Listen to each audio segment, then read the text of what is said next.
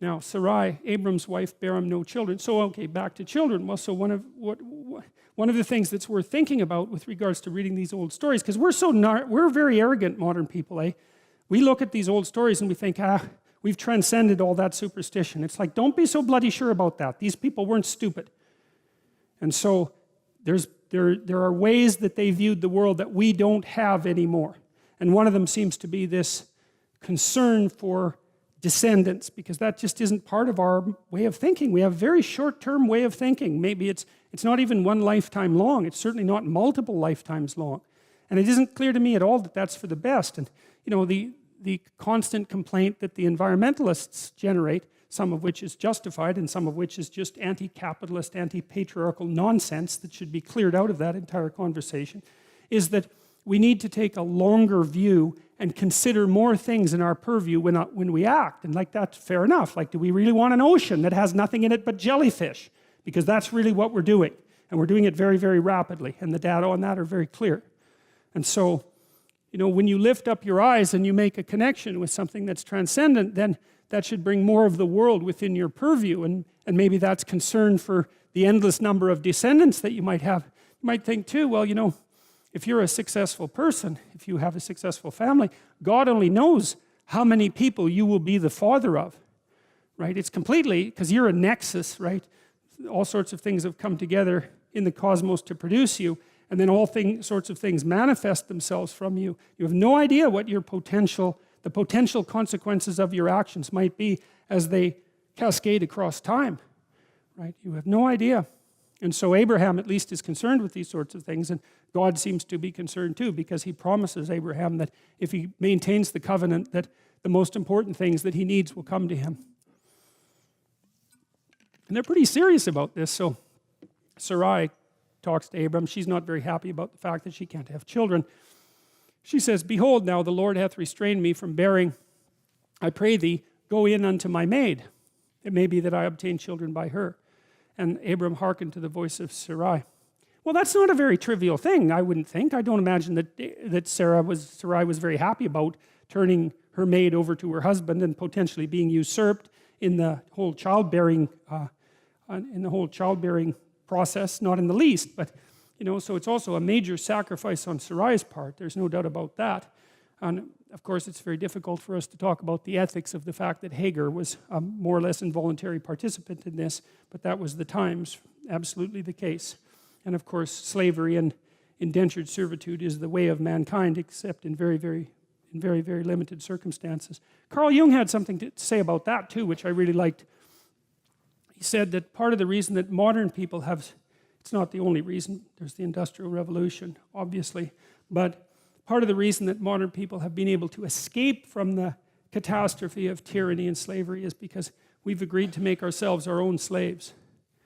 Right? So instead of owning a slave, you own yourself, in a sense. And so you trot yourself off to work and exploit yourself so that you can stay alive. And maybe it's not something that you want to do, but you've taken on the role of slave in some sense in relationship to your own survival instead of forcing someone else to do it, which is also something I think that's very noble about the West, is that we're willing to enslave ourselves as individuals, and we're not doing that to other people. Now, we're doing it to some degree, obviously, because the society is imperfect, but that's something that's very much worth thinking about.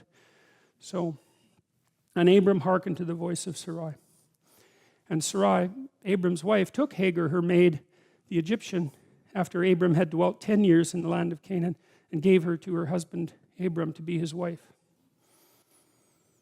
That's the other thing that's been so interesting about doing this, one of the other things about doing this biblical series, and it's one of the things that's so cool about Google, despite the fact that they cut off my account. You can find any piece of art that ever existed on Google.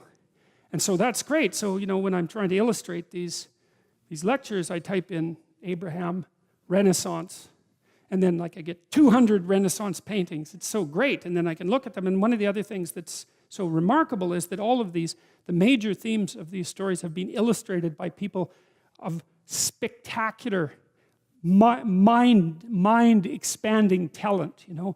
There's just this endless array of, well, look at that. I mean, that's an amazing painting.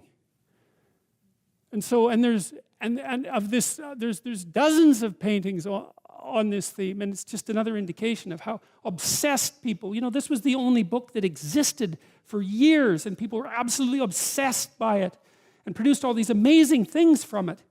And we're in danger of losing that, and that's a big mistake because it's magnificent. A little humility would go a long way towards restoring it. And he went in unto Hagar, and she conceived. And when she saw that she had conceived, her mistress was despised in her eyes. So Hagar was successful, and that was a hallmark of feminine success now, and certainly then. And so she started to lord it over Sarai, which seemed a little bit on the ungrateful side, I would say, because Sarai made a big sacrifice to allow Hagar to become Abram's wife, and so a little bit of gratitude would have been in order, I suppose. At least that's how the story goes. And Sarai said unto Abram, my wrong be upon thee. I have given my maid into thy bosom. And when she saw that she had conceived, I was despised in her eyes. The Lord judge between you and I. And Abraham said unto Sarai, behold, thy maid is in thine hand. Do to her as it pleases you. And when Sarai dealt hardly with her, Hagar fled from her face. And the angel of the Lord found her by a fountain of water in the wilderness, by the fountain in the way to Shur. And he said, Hagar, Sarai's maid, whence camest thou? And whither wilt thou go? And she said, I flee from the face of my mistress Sarai.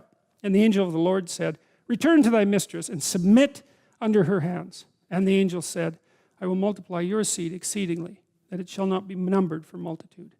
And the angel said, behold, thou art with child, and thou shalt bear a son, and shall call his name Ishmael. And Ishmael means God hears, by the way, because the Lord hath heard thy affliction. And he'll be a wild man. His hand will be against every man, and every man's hand against him. And he shall dwell in the presence of all his brothers. And she called the name of the Lord that spake unto her, thou God seest me. For she said, have I also here looked after him that seeth me? Wherefore the well was called Bir Laharoi. And that means the well who sees me and lives. It's an interesting interlude because, Abraham, God has established this covenant with Abraham, and obviously things are going wrong in the household in a really serious way, because, well, he's now had a child by another woman, and the two women are not getting along, and one is beating the other because of her insubordination and contempt, and so she's so desperate she runs out into the desert where she's probably going to die, and God comes along and says anyways to Hagar that her son shall as well be the father of nations. And so that's partly a reflection back on the power of Abraham's covenant, right? Even though things are going terribly wrong locally, let's say, the fact that Abraham has made this overarching agreement with God means that all of these catastrophes are taking place within a bounded space, within the ark, we could say. That's one way of looking at it. And I do think that that's right, because it seems to me that, if everything falls apart around you, there's a couple of things you're going to want. You're going to want someone standing beside you, that's for sure, that you can trust. You're going to want your family around you, and you're going to want them to have your back. And you're going to want to know that you didn't do some goddamn stupid thing to bring all hell down on yourself. And if you're lacking any of those, when that crisis comes, there's a high probability it will flatten you and you won't be able to get up. It does seem to me, you can ask yourself this question, when things collapse around you, how much utility is knowledge of your own moral virtue? It's bad enough to be laid, it's bad to be laid low, but to be laid low and to know that you were you were at fault for it. And worse, the things that you did that you knew you did that were wrong brought you there, then I think you have nothing to stand on in that situation. And that's also the circumstances under which I think you're more likely, at least, to be abandoned by people around you. So, given that you know that the catastrophe is coming, right, that the tragedy of life will strike you, the question is, well, how do you fortify yourself against that? And obviously, to some degree, you do that by being materially sensible. And these old people in the Old Testament, these ancient people, they weren't blind to the utility of having a good crop and some animals, that's an integral part of their life, to take care of themselves physically. But they're also wise enough to know that there's an element of moral, what would you call it? There's a necessity for moral integration that defends you against the catastrophe of existence even more effectively than anything material. And even more, that the stability of the material things is more dependent on the integrity of your spirit than the integrity of your spirit is dependent on the material things. And I think the evidence for that is actually quite clear.